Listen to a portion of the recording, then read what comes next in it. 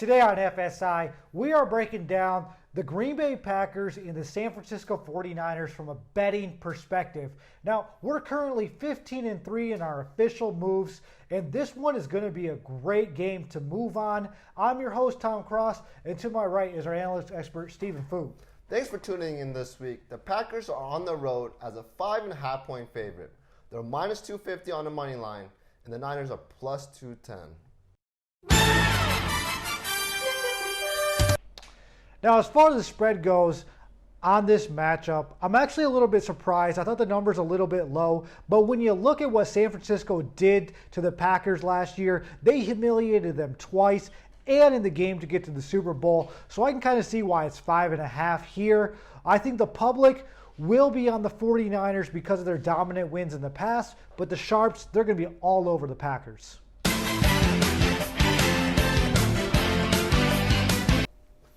Both teams are coming off a Week 8 loss. The Green Bay Packers, they lost by 6 points, but they didn't have starting running back Aaron Jones. And with the Niners, they never really got their offense going until late in the fourth quarter when it didn't matter anymore. They do have a lot of injuries on their team, which is why you see them as a big underdog at home.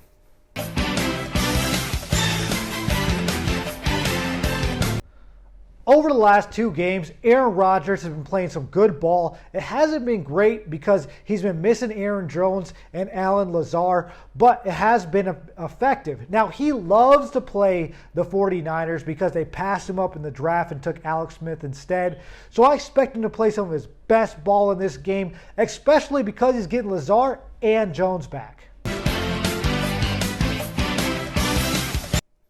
Jimmy Garoppolo has been absolutely terrible this year. He has 5 interceptions in just 6 games played this season. And the Niners, they've actually sidelined him indefinitely, so he might not even be the starter moving forward. San Francisco would likely turn to Nick Mullins for their starting duties. He did finish off last week with a strong 2-touchdown performance, so we'll see if he can do that this week.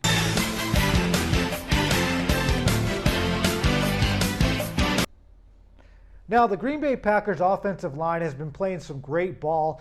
Against the Vikings, they only allowed Aaron Rodgers to be pressured to sack 10% of the time, and that's elite ball. Now, they're playing a San Francisco D-line that murdered them last year. But guess what? Joey Bosa, he's not there. They're also missing Solomon Thomas. So I expect Rodgers to get plenty of time in the pocket this week against the San Francisco 49ers pass rush.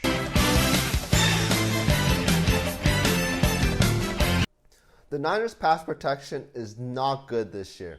They've allowed 22 sacks this season at a rate of just 8%. And on the other side, the Packers' pass rush has declined since the beginning of the year. They started the season as a top 3 defensive line, but they're currently performing at the league average with a sack rate of 7%.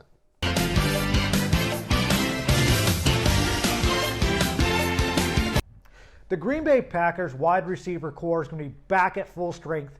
They're going to have Devontae Adams, Allen Lazard, and their new emerging tight end, Ryan Tylan, all going to be on the field at the same time, so I expect fireworks. Now, they're going to be playing a San Francisco 49ers secondary that's not very good against good passing attacks. They got murdered against the Dolphins, and against Seattle, they just got straight taken advantage of by DK Metcalf, and I expect the Green Bay Packers to humiliate that San Francisco secondary this week.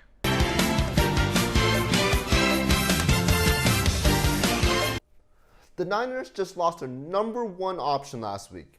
George Kittle will miss the remainder of the season after breaking his foot against Seattle. He led the team with 470 receiving yards and 2 touchdowns as well. And they're going to be matched up against the 3rd worst pass defense, giving up 8 yards per throw. And even with all these injuries, I still think it's pretty evenly matched here.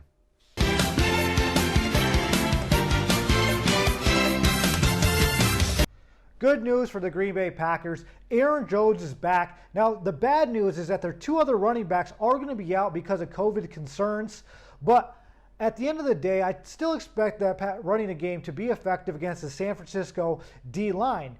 Now, they are missing some of their linebackers, and they traded away one of their great linebackers, Quan Alexander. So I expect the Green Bay Packers to be able to run the ball because they're going to be so concerned about that passing attack this week.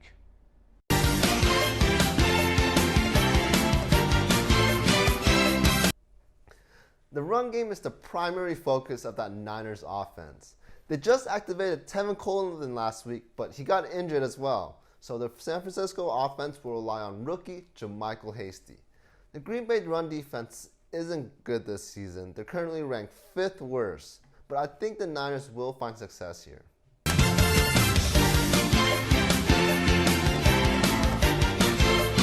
I love the Packers in this matchup, and the reason why is though San Francisco's secondary is not very good. They got murdered by the Dolphins and the Seahawks. Now the Packers, they're getting back their best defensive back, King, and I feel like they're going to go one-on-one the outside and focus on everybody stopping the run. Now, the 49ers, they have Nick Mullins starting at quarterback, and so you don't really have to worry about the passing game. I also think they're missing Deebo Samuels and Kittles, so there's not going to be much there. Also, for the Packers, their motivation is at an all-time high for this game. Not only did the 49ers humiliate them twice last year, but the media is killing the Packers for not adding anybody at the deadline. So those offensive and defensive players want to show that the Packers are a Super Bowl contender. So I feel like they're going to play their best game on Thursday Night Football. And I love the Packers by 2 touchdowns or more.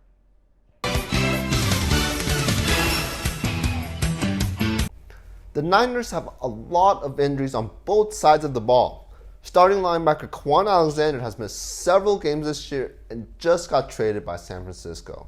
They also don't have starting cornerback Richard Sherman.